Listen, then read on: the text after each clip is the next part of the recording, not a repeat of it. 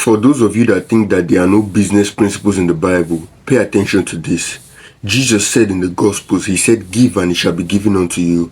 Be generous to others and you shall be helped. For in the measure you give will be the measure that you get back. Now, when you people hear that give and it shall be given unto you, you think about, oh, helping the poor, giving money and all those things. And on some level, you are right. And on some level, when you give out money, God, yes, can bless you, yes. But I'm not trying to make it a principle and say that, oh, you must give money and God will multiply your finances and do all that. No. But do you know what is a principle, right? It is if you understand that statement in depth. When Jesus said, give and it shall be given unto you, it does not just refer to money. You can also apply the same principle to value in business.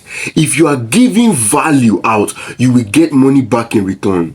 Many times you people think about making money and you think, I have to get money, I have to get money. No, that is the wrong mentality. You need to be asking yourself, what can I give in exchange for money? Because any amount of money you want is in the hands of somebody. But you have to give somebody that, you have to give that person something that is worth their time.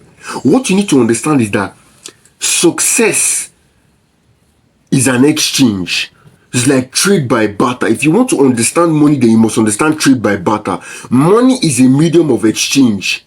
What makes money move is what you give in return for that money. Is what you give in return for that money. So when you're thinking about money, don't be thinking, how do I get money? How do I get money? Start asking yourself, how can I give something to the human race that will bring me money in return? What can I offer to my fellow man that will make my fellow man give me money for it? How can I serve the human race? How can I make somebody's life better? If you are poor and you are lacking money, it's because you are not making anybody's life easier. Many times that's the reason. Of course, there is a case where unfortunate situations and things like that. But most of the people in this world are poor because they want to stay poor. And that is because they refuse to use their hands. And even many of you that call yourself children of God, even some of you that are genuinely serving God, the reason why you are suffering this thing is because you refuse to get knowledge. You don't know what to do because you don't know what is there to be done. You can't come up with any idea to execute. You have no creativity. Why? Because you have no knowledge. The more knowledge you have, the more creative you become. Because creativity is wisdom, and it is wisdom that brings success. The Bible says, my people perish for lack of knowledge. It is not prayer that brings you financial success. But of course, praying is not bad. Yes, of course, you need to pray, acknowledge God in everything. But you must master your craft. You must learn and you must get better at it. Daniel was one that was addicted to learning. He loved to learn. The Bible says that God gave Daniel knowledge and understanding in the workings of Babylon.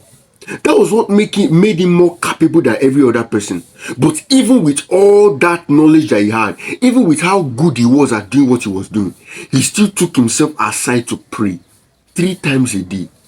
So I'm not trying to undermine the presence of God. And of course, I will say it again and again. See, in the society, we have a mentality that says the opposite of being poor is rich. That's not what I'm trying to portray here.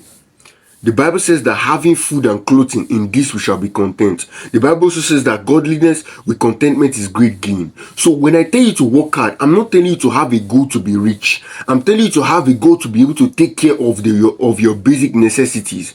For you to not worry about your needs, but therefore you can focus on the needs of others.